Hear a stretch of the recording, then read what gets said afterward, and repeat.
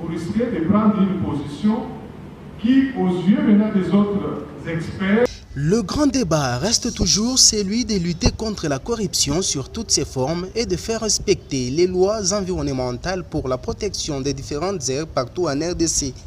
Pour y arriver et comment, dans le Haut-Katanga, un atelier de renforcement des capacités a été organisé à l'avantage des membres de la société civile, les journalistes qui interviennent dans les dossiers d'investigation et les autres acteurs des différentes organisations venues de l'intérieur de la province.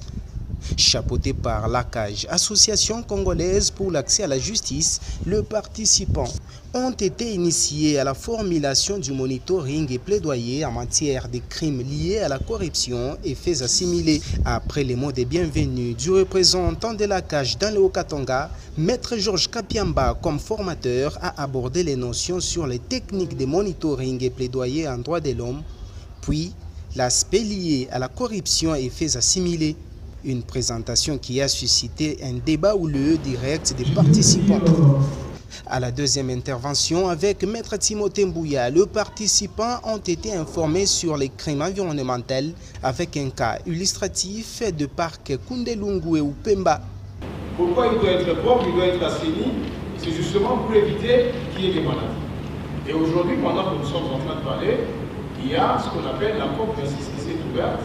Et cette COP26 traite également des questions environnementales, notamment dans l'aspect de réchauffement climatique. Un thème qui a également soulevé un grand débat, c'est avec les dossiers sur les contrats publics-privés, cas de celui des concessions portant sur la construction de la route Kasumbalesa-Sakanya, que s'est achevé ces rendez-vous bénéfiques visiblement aux participants. Maître Georges Kapiamba revient sur l'urgence de cet atelier. Parce que nous pensons qu'ils sont des acteurs importants